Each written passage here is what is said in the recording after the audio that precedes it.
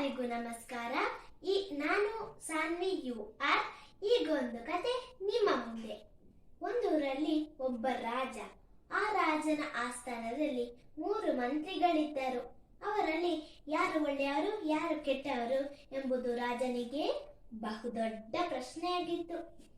ಅದಕ್ಕೆ ಅವನು ಯಾರು ಹೇಗೆ ಅಂತ ಪರೀಕ್ಷೆ ಮಾಡುವುದಕ್ಕೆ ಒಂದು ದಿನ 3 ಜನರಲ್ಲಿ ಒಂದೊಂದು ಚೀಲವನ್ನು ಕೊಟ್ಟು, ನೀವು ಕಾಡಿಗೆ ಹೋಗಿ ಒಳ್ಳೆಯ ಹಣ್ಣುಗಳನ್ನು ಆರಿಸಿ ಕೊಯ್ದು ತನ್ನ ಚೀಲದಲ್ಲಿ ತುಂಬಿಸಿಕೊಂಡು ತರಬೇಕು ಎಂದು ರಾಜ ಹೇಳಿದನು. ಸರಿ ಅಂತ 3 ಮಂತ್ರಿಗಳು ಕಾಡಿಗೆ ಹೋದರು. ಮೊದಲನೆಯವನು ತುಂಬಾ ಪ್ರಾಮಾಣಿಕವಾಗಿ ಒಳ್ಳೆಯ ಹಣ್ಣುಗಳನ್ನು ಕಷ್ಟಪಟ್ಟು ಆರಿಸಿ ಕೊಯ್ದು ತನ್ನ ಚೀಲದಲ್ಲಿ ತುಂಬಿಸ್ಕೊಳ್ತಾನೆ. ಎರಡನೆಯವನು ತನ್ನ ಕುತಂತ್ರ ಬುದ್ಧಿಯನ್ನು ಸ್ವಲ್ಪ ಉಪಯೋಗಿಸ್ಕೊಂಡು ರಾಜನೆಲ್ಲಿ ಚೀಲವನ್ನು ಪೂರ್ತಿ ನೋಡ್ತಾರೆ ಅಂತ ತಿಳ್ಕೊಂಡು ಕೊಳೆತೆ ಹಣ್ಣುಗಳನ್ನು ಚೀಲದಲ್ಲಿ ತುಂಬಿಸಿ ಮೇಲೆ ಮಾತ್ರ ಒಳ್ಳೆಯ ಹಣ್ಣುಗಳನ್ನು ತುಂಬಿಸ್ಕೊಳ್ತಾನೆ.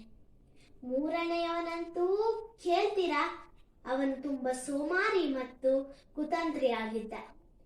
ರಾಜನೆಲ್ಲಿ ಚೀಲವನ್ನು ಬಿಚ್ಚಿ ನೋಡ್ತಾರೆ ಅಂತ ಕಸ ಕಡ್ಡಿ ಮುಳ್ಳುಗಳನ್ನು ತನ್ನ ಚೀಲದಲ್ಲಿ ತುಂಬಿಸ್ಕೊಳ್ತಾನೆ. ನಂತರ 3 ಮಂತ್ರಿಗಳು ತಮ್ಮ ಚೀಲವನ್ನು ಹೊತ್ತುಕೊಂಡು ಆಸ್ಥಾನಕ್ಕೆ ಬಂದು ರಾಜನ ಮುಂದೆ ಇಡ್ತಾರೆ. ರಾಜ ಕುತಂತ್ರಿಗಳಿಗೆ ಒಂದು ಪಾಠವನ್ನು ಕಲಿಸಬೇಕೆಂದು ಸೇವಕರನ್ನು ಕರೆದು, ನೋಡಿ, ಈ 3 ಮಂತ್ರಿಗಳನ್ನು ಬೇರೆ ಬೇರೆ ಕೊನೆಯಲ್ಲಿ ಹಾಕಿಡಿ. ಅವರು ತಂದ ಚೀಲವನ್ನು ಅವರ ಜೊತೆ ಇಡಿ. ನೀವು ಅವರಿಗೆ ಊಟವನ್ನು ಕೊಡಬೇಡಿ. ಅವರು ತಂದ ಹಣ್ಣಿನಲ್ಲಿ ಅವರು ಹೊಟ್ಟೆ ತುಂಬಿಸಿಕೊಳ್ಳಲಿ ಎಂದು ರಾಜ ಹೇಳಿದರು. ಸರಿ ಅಂತ ಸೇವಕರು ಹಾಗೆ ಮಾಡಿದರು. ಮೊದಲನೆಯವನು ಅವನು ತಂದ ಹಣ್ಣುಗಳನ್ನೇ ತಿಂದು ಆರೋಗ್ಯವಂತನಾಗಿ ಹೊರಗಡೆ ಬರುತ್ತಾನೆ. ಕೊಳೆತ ಹಣ್ಣುಗಳನ್ನು ತಂದವನು ಅದನ್ನೇ ತಿಂದು ರೋಗಿಯಾಗಿ ಹೊರಗಡೆ ಬರುತ್ತಾನೆ.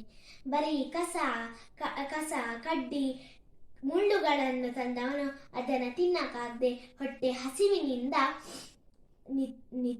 ನಿತ್ರಾಣನಾಗಿ ಹೊರಗಡೆ ಬರುತ್ತಾನೆ.